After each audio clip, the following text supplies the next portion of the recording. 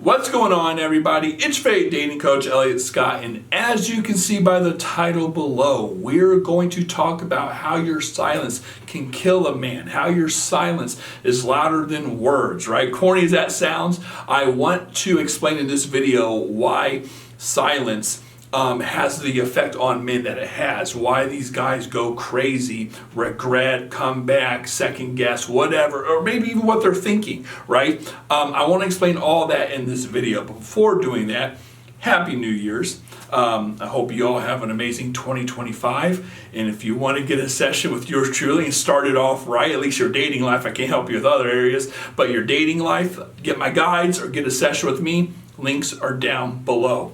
So, here's what I want to start off with, ladies. You have to understand that men are made, we're designed. There's science behind this, right? Evolutionary psychology and other parts of the brain, all that stuff, okay? Men are designed to solve problems. Now, both men and women are, because the job of the organism, as I always say, ladies, is to survive and find a quality mate. To do that, obviously, you have to squash problems. You have to be very good at communicating. You have to avoid pain, seek pleasure. Again, all this kind of is just a roundabout way of saying problem solving, okay? Now, the reason men are more in tune to problem solving is because not only are we the protectors and providers and the ones with the resources to give the women, but men in the dating market are also what I call the offerers. Now, we are the offerers because we obviously aren't as picky as women, because it's in a woman's favor to be choosy, to be picky. This is all about parental investment theory. I'm not going to get into all of that. Just trust me.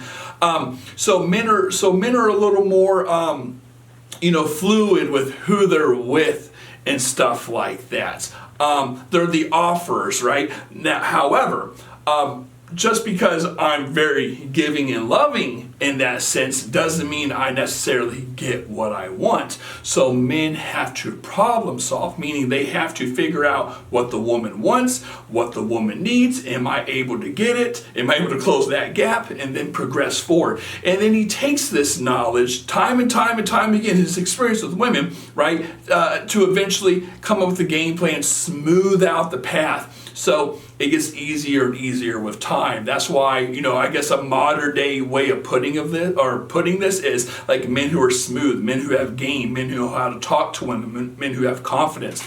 This is all part of problem solving. So what does this all have to do with everything? Because it's a woman's job, I don't want to say job, but it's in a woman's best interest to kind of like sprinkle in what we call IOIs, indicators of interest. A man wants to solve a problem.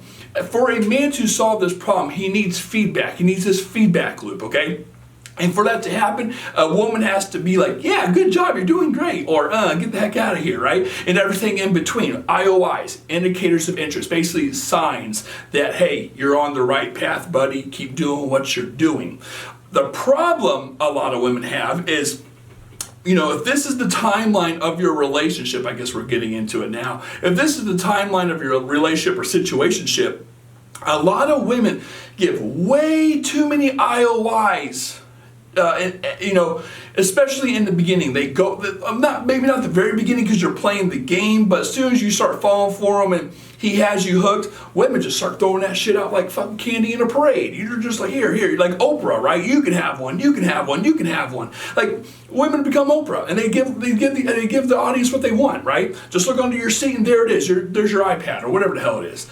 And women tend to do this. And it gets to a point now where the man's not even a problem solver anymore, right? He's just getting the goods for getting the goods because you like him so much. And then this happens again so much. And then let's say, unfortunately, something happens in the relationship. He's pulling away. You guys aren't as compatible. He's in his head, emotionally unavailable, whatever it is, okay? He doesn't have to worry about the consequences as much because he knows, hey, I got this chick.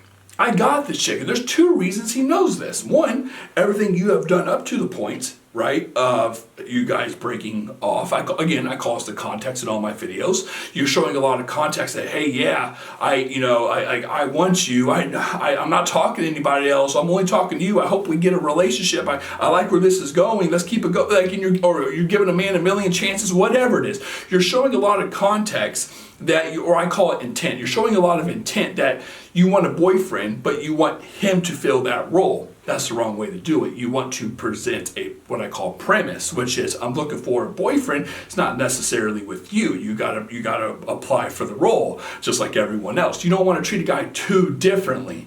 But a lot of women, again, you want to balance it out. I'm not saying be a dick to him. I'm not saying he shouldn't feel special. There should be flirting involved and some banter back and forth and a man-woman dynamic and stuff like that. But women would just go way too far with the intent kind of IOIs.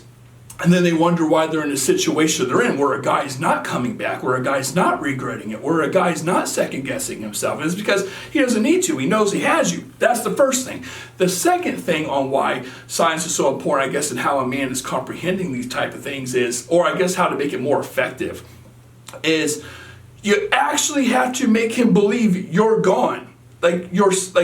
You're done. It's over. And you have to make him believe that, ladies. I say in all my or a lot of my videos about this topic where men have two layers of thinking, right? The first layer is what I just kind of discussed. Okay, you guys are playing this game, but you showed your cards. He knows you want him, right? He knows, yeah, okay, she's playing this game. She's doing all these things. At the end of the day, I know if I come back and say I'm ready, she's fucking there waiting. The door's unlocked. I just have to walk in type of thing, right? But to change that, to get to the next level, you have to convince a man like, oh shit, she's actually done. She's not playing around.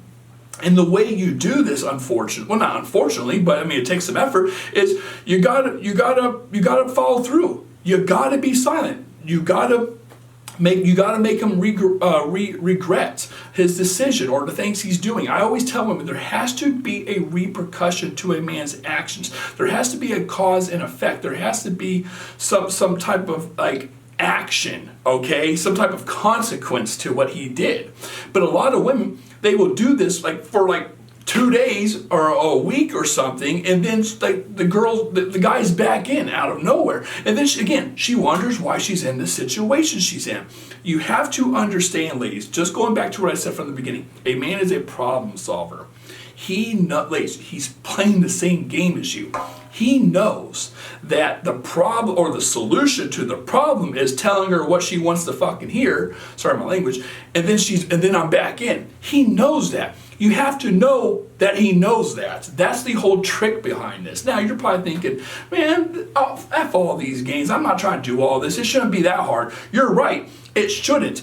I'm talking to the women who are unwilling to let a guy go. Because as soon as the guy starts pulling some bullshit, you should be like, hey, right? You should address it. Like, what's going on, homie? Like, what's going on here? Right? And if he doesn't change or smarten up, he's out. It's simple as that. I'm talking to the ladies who either want an explanation on how men are kind of thinking during this process, why men do the dumb shit they do, or the women who cannot let these guys go. But that's what ends up happening. He realizes, oh, here's the solution to the problem. How do I know that? Like I said earlier, because I did this shit with a woman before and it worked when I did this. So he's going to do the same thing to you. A lot of my clients, unfortunately, and this has nothing to do with you or even women, it's just humans. Everyone thinks they're special. Everyone thinks their situation's different or unique. It's not. You're a sheep just like him, just like other men, just like other women, just like me, just like all humans. You're a sheep. You cave into desire. And I know this for a fact because a lot of the desires are subconscious. Like you don't understand. Like you might look at a man and be like, oh, he's attractive, but your brain's scanning 100 times faster than you're comprehending. You're hearing things and taking things in, like you don't even realize it, right? You don't even realize what's happening. You only you're only reacting to it after the fact. Like the brain's pulling all these things in, then you're thinking, oh, he's attractive, right? And then you act. Or, oh, he's a dickhead. Then you react. But your brain's pulling a million things in at a time to to scan these things, right? And again, he's doing the same thing too with IOIs. As soon as you start showing a lot of interest in a guy, or that you're not going anywhere or this or that, then he has you, ladies. You have to be silent. You have to follow through with this type of stuff. That's the only way to make a man straighten up. And if he doesn't, then he doesn't. Move on, right? I mean, like, that's what you got to do. It's not like this is a 100% guarantee thing. This is the best thing you can do, but again, of course, nothing's 100% guaranteed. Any dating coach that tells you that is wrong. But ladies, if you're talking to a dude and you're wanting him to act accordingly, you have to first call it out, and then you have, if he doesn't fix it, after calling it out a couple times, then you have to follow through, and you literally have to follow through. There's nothing worse than a woman calling a couple things out, and then she's like, oh, I'm going to take it to the next level, and I'm done with him, but then she caves. You lost after that. So if you're watching this and that happens, you might as well move on. You might as well start talking to me or something. Like, that shit ain't working anymore with him, okay? So with that being said, ladies, Happy New Year. If you want to get a session with yours truly, links down below. One-on-one session, private, 1 hour long. We dive deep into your issue. I won't tell you things like this. I will tell you, we will go into a lot more detail on your situation and your guy and situation specifically. Ladies, I love you all. Take care and peace.